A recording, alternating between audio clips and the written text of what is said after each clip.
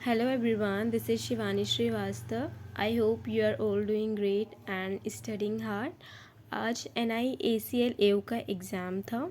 मेरा एग्ज़ाम था वो 1:30 वाली शिफ्ट में था। अगर एग्ज़ाम के लेवल की बात की जाए तो एग्ज़ाम का लेवल इजी टू मॉडरेट लगा मुझे। और इंग्लिश सबसे पहले ओपन हुआ था, इंग्लिश फिर रीजनिंग फिर मैथ्स, तो ये ऐसे सीरियल वाइज ही ओपन हुए थे। इंग्लिश में इंग्लिश ओवरऑल इजी था, बस 2-3 क्वेश्चन ऐसे थे जो थोड़े से ट्रिकी थे, बाकी पूरा इजी ही था।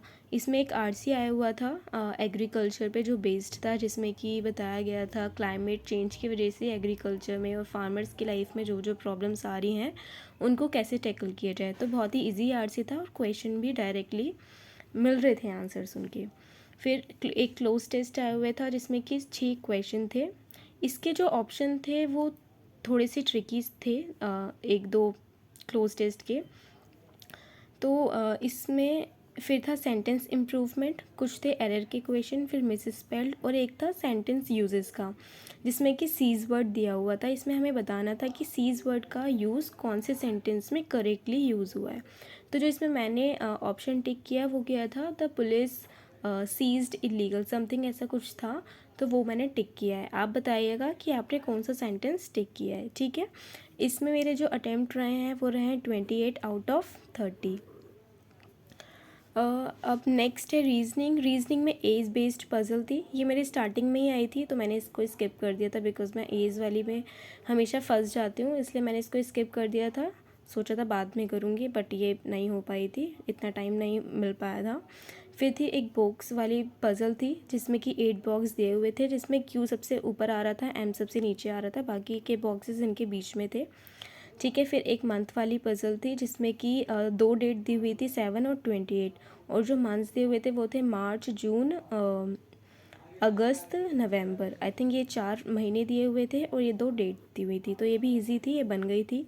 फिर एक लीनियर रो वाली थी जिसमें कि साउथ फेस करके बैठे थे, कुछ नॉर्थ फेस करके बैठे थे और साउथ में ज़्यादा फेस करके बैठे हुए थे। इसमें मेरा थोड़ा टाइम लग गया था जिसकी वजह से मैं ये वाली पज़ल नहीं बना पाई थी, बाकी ये बन गई थी बाद में।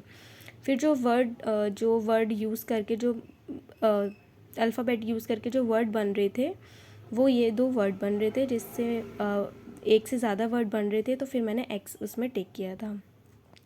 फिर एक क्वेश्चन, इसमें 3 क्वेश्चन दिए थे हाइट कंपैरिजन वाले थे, जिसमें कि हमें हाइट को असेंडिंग ऑर्डर में डिसेंडिंग ऑर्डर में लगाना था, सबसे बड़ा फिर छोटा ऐसे करके, जिसमें कि टी था वो हमारा सबसे बड़ा आ रहा था। और फिर इस पर 3 क्वेश्चन दिए हुए थे। फिर 3 क्वेश्चन सिलॉक्स के थे, 3 अनइक्वलिटी के क्वेश्चन थे, और डिस्टेंस का क्वेश्चन था जिसमें कि डिस्टेंस के भी 3 क्वेश्चन थे, ये भी इजी थे सारे। फिर एक क्वेश्चन कोड वाला दिया हुआ था जिसमें कि हमें बताना था एक वर्ड का कोड, कुछ वर्ड दिए हुए थे उनके नंबरिंग्स में कोड दिए हुए थे, एक ही क्वेश्चन था ये वाला, तो ये भी कर लिया था। तो इसमें जो मेरे अटैम्प्ट्स रहे हैं वो रहे हैं 28 आउट ऑफ 35, ठीक है। अब है मैथ्स। मैथ्स का पेपर भी इजी था, बस थोड़ा बहुत कैलकुलेटिव सा लगा था मुझे, 1-2 क्वेश्चन थे डीआई में जो कैलकुलेटिव थे, बाकी ये भी इजी था। इसमें 2 डीआई आई हुई थी, बहुत इजी थी डीआई। फिर एक कैसलेट आया हुआ था जिसमें कि ऐसे ए और बी करके कुछ दिया हुआ था, जिसमें सेल और प्रमोशन के नंबर्स दिए हुए थे, ठीक है। इसमें थोड़ा सा दिया था कि इन दोनों का सम 225 है ऐसे, तो ये भी बहुत इजी कैसलेट था, बन गया था ये भी। फिर कुछ अरिथमेटिक के क्वेश्चन थे, नंबर सीरीज़ के क्वेश्चन थे, मिसिंग नंबर सीरीज़ आई हुई थी। आई थिंक 4-5 क्वेश्चन थे जिसमें कि एक क्वेश्चन था जो मैं नहीं कर पाई थी, बाकी क्वेश्चन ईजी थे। फिर कुछ अप्रॉक्सीमेशन वाले क्वेश्चन थे। तो ओवरऑल जो पेपर था वो मुझे इजी टू मॉडरेट ही लगा। और जो मेरे टोटल अटैम्प्ट रहे हैं वो रहे हैं मैथ्स में पहले मेरे रहे हैं 25 आउट ऑफ 35। फिर जो टोटल रहे हैं वो रहे हैं 28, 28, 25, तो ओवरऑल ये हो गया है